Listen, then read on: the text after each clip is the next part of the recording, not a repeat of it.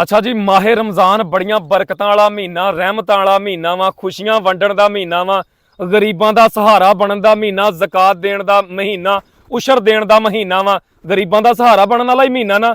लेकिन साडे इत्थे की आ जी, साडे इत्थे गरीबां नूं जलील करन दा इह महीना वा, गरीबां नूं रसवा करन दा इह महीना वा, गरीबां दी इज्जत मिट्टी च रोलण दा महीना वा। ਉਹ ਪੁੱਛੋ ਕਿੱਦਾਂ ਕਈਆਂ ਬੰਦਿਆਂ ਨੂੰ ਹੋ ਸਕਦਾ ਮੇਰੀਆਂ ਵੀਡੀਓ ਗੱਲਾਂ ਗਲਤ ਲੱਗਣ, ਲੇਕਿਨ ਗੱਲਾਂ ਸੱਚੀਆਂ ਔਰ ਹਕੀਕਤ ਤੇ ਮਬਨੀ ਆ। ਮੈਂ ਕਮੈਂਟ ਸਾਰੇ ਪੜ੍ਹਦਾ ਹੁੰਨਾ, ਕਿਹੜਾ ਬੰਦਾ ਕੀ ਰਾਏ ਦੇ ਰਿਹਾ, ਔਰ ਜਿਹੜੇ ਕਮੈਂਟ ਹੁੰਦੇ ਇੱਕ ਤਬਸਰਾ ਹੁੰਦਾ ਆਪਣੀ ਸੋਚ ਦੇ ਮੁਤਾਬਕ ਕਮੈਂਟ ਕਰਨਾ, ਆਪਣੀ ਜ਼ਿਹਨ ਦੇ ਮੁਤਾਬਕ ਕਿਸੇ ਦੀ ਵੀਡੀਓ ਦੇ ਥੱਲੇ ਜਾ ਕੇ ਤਬਸਰਾ ਕਰਨਾ। ਮੈਂ ਹਰ ਕਮੈਂਟ ਪੜ੍ਹਦਾ ਹੁੰਨਾ, ਮੈਨੂੰ ਗੁੱਸਾ ਨਹੀਂ ਆਉਂਦਾ। ਮੈਂ ਜਿਹੜੇ ਗਲਤ ਕਮੈਂਟ ਆ ਇਗਨੋਰ ਕਰਦਾ, ਜਿਹੜੇ ਚੰਗੇ ਕਮੈਂਟ ਆ ਉਹ ਮੈਨੂੰ ਬੜਾ ਨਾ ਆਪਣਾ ਪ੍ਰਾਊਡ ਫੀਲ ਕਰਦੇ ਨੇ ਪੜ੍ਹ ਕੇ।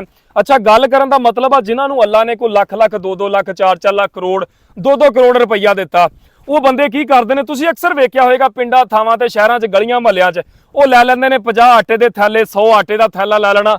ਬੱਲੇ ਬੱਲੇ ਆਟਾ ਲੈਣ ਤੋਂ ਪਹਿਲਾਂ ਉਹਨਾਂ ਦੇ ਕੋਲ 5-4 ਬੰਦੇ ਹੁੰਦੇ ਜਿਹੜੇ ਸਾਰੇ ਫਿਰ ਤੁਰ ਕੇ ਦੱਸਦੇ ਆ ਫਲਾਨਾ ਬੰਦਾ ਜੀ ਆਟਾ ਲੈ ਰਿਹਾ ਜੀ, ਦੇ ਰਿਹਾ ਜੀ।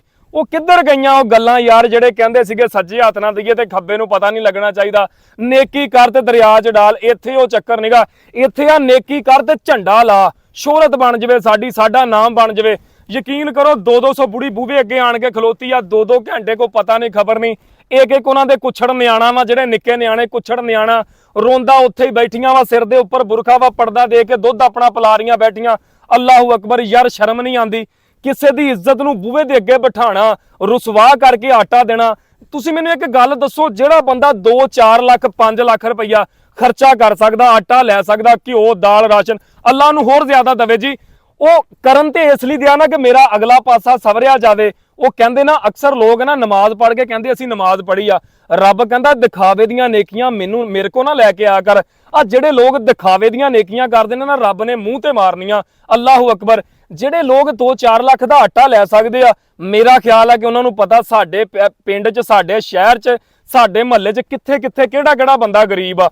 ਉਹ 2 ਦਿਨ ਲਾ ਕੇ ਉਹਨਾਂ ਦੇ ਘਰੇ ਆਟਾ ਭੇਜ ਵੀ ਸਕਦੇ ਆ। ਬਲਕਿ ਅਗਰ ਤੁਸੀਂ ਲੋਕਾਂ ਦੇ ਘਰੇ ਭੇਜੋ ਨਾ, ਤੇ ਮੈਂ ਆਨਾ ਜਿਹੜੇ ਬੰਦੇ ਹੱਕਦਾਰ ਨੇ, ਜਿਹੜੇ ਮੁਸਤਹਕ ਨੇ, ਉਹਨਾਂ ਤੱਕ ਉਹ ਰਾਸ਼ਨ ਪਹੁੰਚੇ। ਇੱਥੇ ਜਦੋਂ ਤੁਸੀਂ ਵੰਡਦੇ ਹੋ, ਕਈ ਬੰਦੇ ਐਸੇ ਜਿਨ੍ਹਾਂ ਤੇ ਅੱਲਾ ਦੀ ਖੈਰ ਆ, ਜਿਨ੍ਹਾਂ ਨੂੰ ਆਪਣੀ ਇੱਜ਼ਤ ਸ਼ਰਮ ਨਾ ਨਹੀਂ, ਉਹ ਵੀ ਆਣ ਕੇ ਆਟਾ ਲੈ ਜਾਂਦੇ। ਉਹ ਗਰੀਬ ਦਾ ਹੱਕ ਗਿਆ। ਤੇ ਸਰਕਾਰ ਕਿਸੇ ਦੀ ਇੱਜ਼ਤ ਨੂੰ ਜ਼ਲੀਲ ਨਾ ਕਰਿਆ ਕਰੋ, ਰੁਸਵਾ ਨਾ ਕਰਿਆ ਕਰੋ। ਆ ਰੋਡਾਂ ਤੇ ਲਿਆਣ ਕੇ ਤੁਸੀਂ ਅਕਸਰ ਦੇਖਿਆ ਹੋਏਗਾ 200 ਬੁੜੀ ਖੜੀ ਆ ਜੀ, ਚੌਧਰੀ ਸਾਹਿਬ ਆਉਣਗੇ ਜੀ, ਚੌਧਰੀ ਸਾਹਿਬ ਨੇ ਵੰਡਣਾ, 4 ਨਾਲ ਚੇਲੇ ਖੜੇ ਆ, ਚੌਧਰੀ ਸਾਹਿਬ ਆਉਂਦੇ ਆ ਜੀ, ਚੌਧਰੀ ਸਾਹਿਬ ਆਣ ਕੇ ਵੰਡਣਗੇ। ਉਹ ਯਾਰ ਚੌਧਰੀ ਸਾਹਿਬ ਨਾ ਆਵੇ 4 ਘੰਟੇ, ਉਹ ਆਪਣਾ ਘਰੋਂ ਕੰਮ ਕਾਰੋਬਾਰ ਛੱਡ ਕੇ ਇੱਥੇ ਆਣ ਕੇ ਖੜੀਆਂ ਹੋਈਆਂ ਕਿ ਸ਼ਾਇਦ ਇਹ ਆਟੇ ਦਾ ਥੈਲਾ ਲੱਭ ਜਵੇ, ਸ਼ਾਇਦ ਸਾਨੂੰ ਰਾਸ਼ਨ ਲੱਭ ਜਵੇ। ਹੋ ਸਕਦਾ ਵੀਡੀਓ ਮੇਰੀ ਗਲਤ ਲੱਗੇ, ਲੇਕਿਨ ਜੇ ਸੱਚੀ ਲੱਗੇ ਨਾ ਤੇ ਮੈਂ ਇਸ ਵੀਡੀਓ ਨੂੰ ਆਪਣਾ ਮਕਸਦ ਕਾਮਯਾਬੀ ਸਮਝਾਂਗਾ, ਅਗਰ ਕੋਈ ਬੰਦਾ ਇੱਕ ਵੀ ਮੇਰੀ ਆ ਵੀਡੀਓ ਸੁਣ ਕੇ ਇਸ ਗੱਲ ਤੇ ਅਮਲ ਕਰ ਲਵੇ। ਬੜੀ ਮਿਹਰਬਾਨੀ।